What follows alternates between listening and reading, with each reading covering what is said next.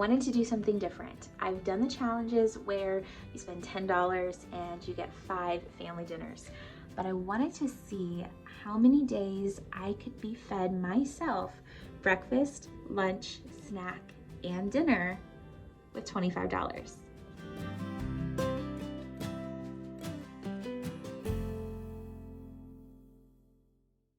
Welcome to my channel, and if you're new here, my name is Leah. I love to save money, I really like to cook, and I love getting new ideas and sharing my ideas with you. If any of those things interest you, stick around because we're going to touch on all of them in this video.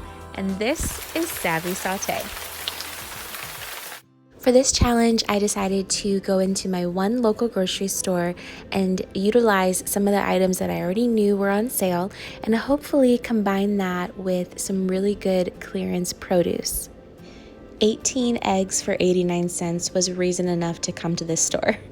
And then I really had my heart set on asparagus, but they were completely sold out. I went at the end of the week and I missed out. But I still wanted to make sure that I got plenty of produce. If you watched any of my grocery challenges, you probably know that I like to fill up my cart with the produce if I'm able to by using the clearance bins.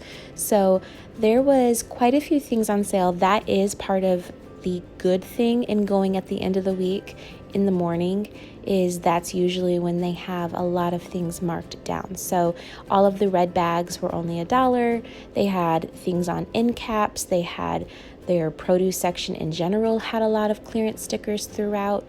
So I was able to do that. And then to help with some more fruit, I wanted berries, but they didn't have anything marked down or within my price range. So I decided to go with frozen. So the cheapest berry in the freezer section was the strawberries.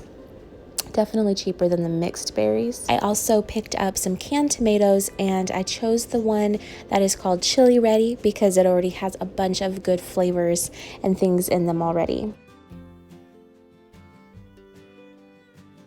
I already knew that getting a whole chicken was going to be cheaper than just buying the boneless, skinless chicken, but they didn't have a whole chicken within my price range. They were all weighed a little too heavy, but they did have this pack for buy one get one free, and it does have the skin and it has the bone, but I was able to pick up a $5 pack of the chicken breast and then pick up the heaviest pack of chicken legs I could find as my free package. Ended up being a little over $4. So really, this I think was a better deal than finding a $5 whole chicken, because I didn't end up with the wings, parts that I didn't really want to use.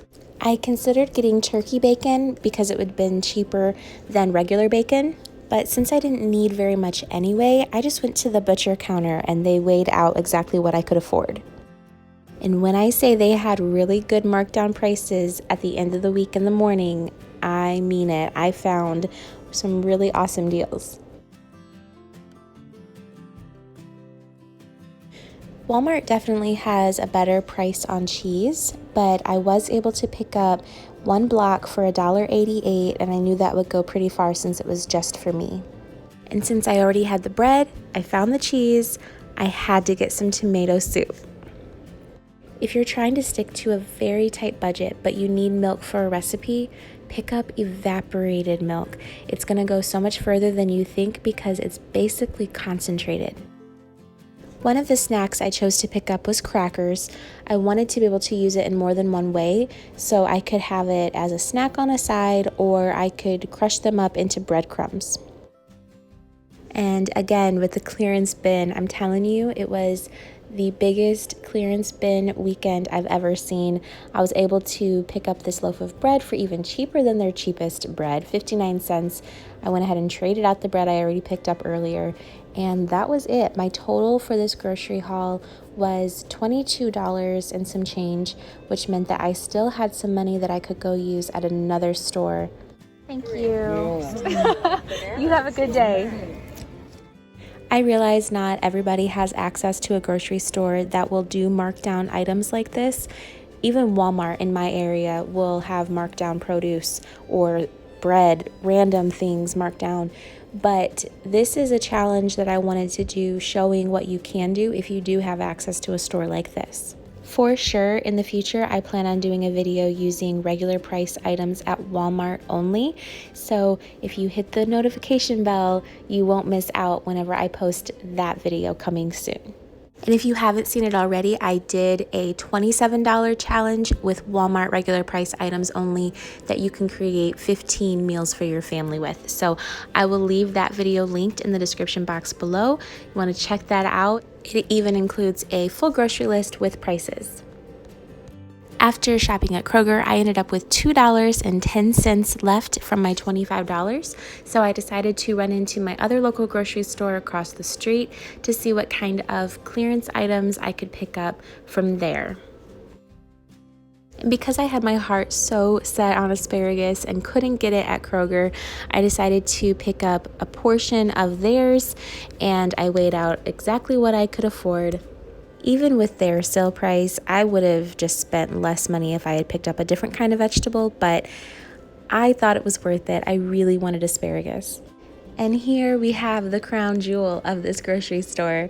And I found apples for way cheaper than what I paid for at Kroger, but oh well, I had to just pass them up because I already spent money on apples. So I went ahead and picked up grapes. They also had some oranges, clementine kind of mix that I was able to get, and potatoes. So I knew that that would stretch far, make a good soup.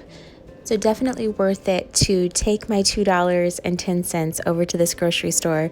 But unfortunately, my math didn't quite work out very well since I didn't use a calculator, and I ended up being 10 cents over because of the asparagus.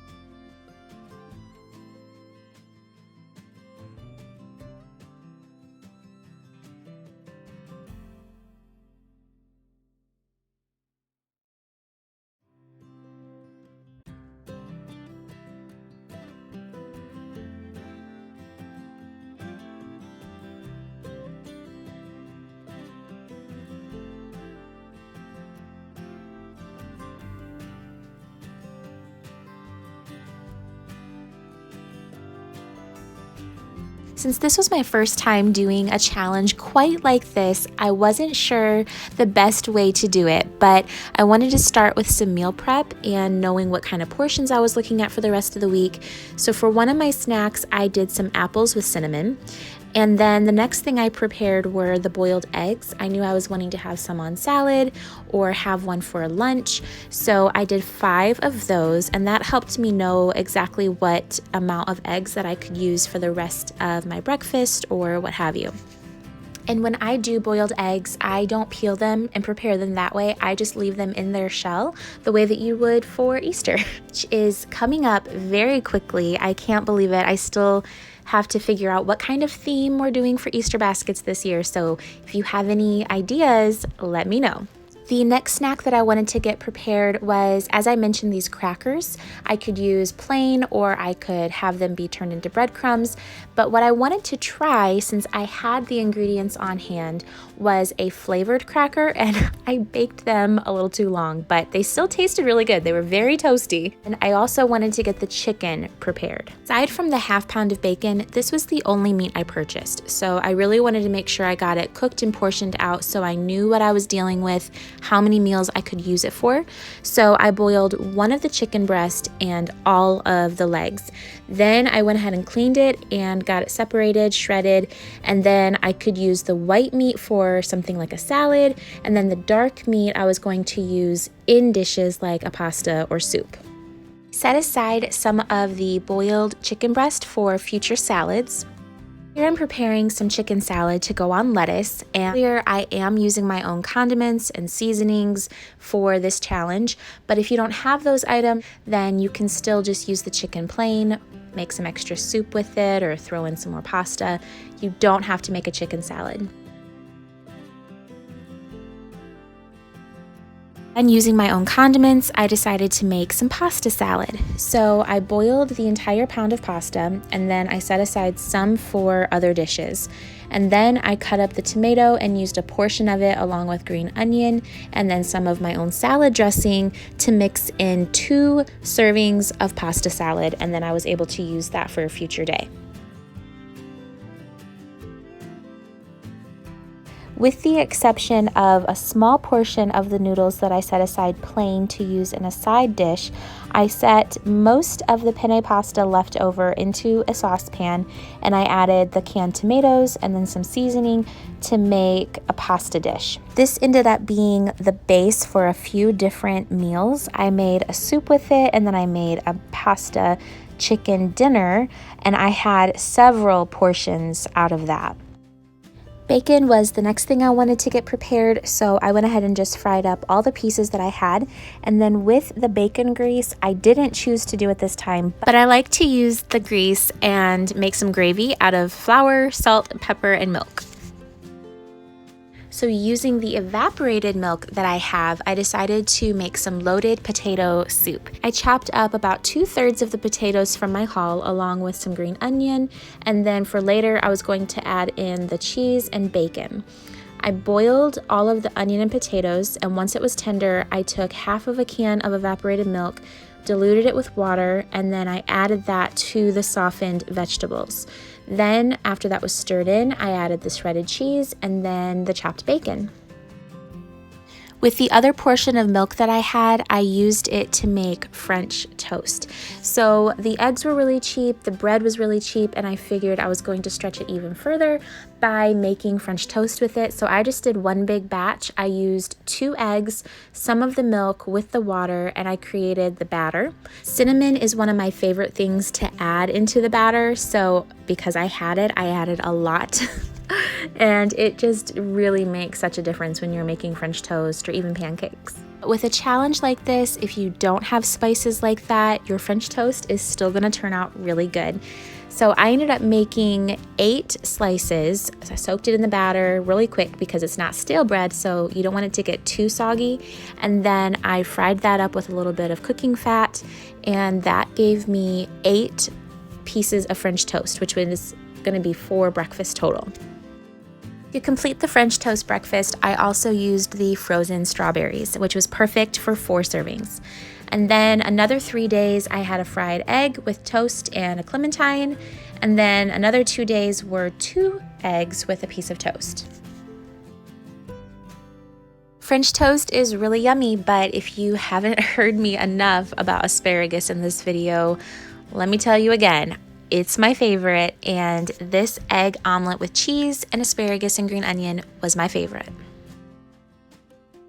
Seems like in most of these challenges, I'm not seeing people include snacks in their challenges, which I kind of feel like is important because it's easy to say, oh, I only spent $10 on food for the week, but that's not going to keep me full. So I wanted to share with you the snacks that I was able to create as well, even though I spent more than what some other people would do on this challenge. So snacks included, I did 4 days of some yogurt with grapes and a half a banana.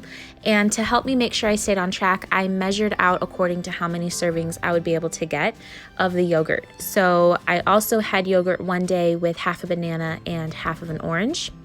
And then I had another day yogurt with some of the applesauce that I made. Once the yogurt was gone, I still was able to have a clementine one day with cheese and crackers, and then another day a half of an apple with cheese and crackers, and then I had one day crackers with half a banana and half of an orange. The crackers lasted forever. It was a huge box and it had almost 30 servings, so for 2 more days I had crackers with applesauce. Using 2 of the eggs that I boiled, I had lunch one day with boiled egg, part of an apple, some lima beans, and crackers. Another day, I did potato soup with crackers, and then this lunch was one of my favorites. I did pepper jack grilled cheese and tomato soup. That was 2 days worth of lunches, and because I'm using my own condiments, I chose to grill the bread with some mayo. I think it makes a really good crust. Butter, of course, works as well, but you don't even need any of that to make a grilled cheese. This pasta salad was delicious. I served it with half of an egg and some asparagus for 2 days, one of my favorites. And then the soup, it was so easy. I took that portion of pasta and tomatoes that I talked about with some chicken and just added some broth to it, and it was really good. It lasted me for 3 days. And then another lunch was that chicken salad with apple and grapes. And instead of serving it on bread, I did have the heels of the bread left over, but I had so much bread going on that I decided to just serve it on some lettuce cups. And then another lunch was a really good bacon, lettuce, tomato, and egg sandwich with apples. That box of pasta spread so far with the tomatoes and some chicken, and then I served it with lima beans for 2 days. Then another day I did the shredded chicken breast on a big salad with 1 boiled egg and a little bit of bacon and tomato. Then I did a smaller portion of that salad without the chicken, served with potato soup. And then some of the pasta I went ahead and made a cheesy dish by adding some of the evaporated milk, water, and cheese. With the second chicken breast that I set aside and did not boil, I baked it with some seasoning and served it with some vegetables.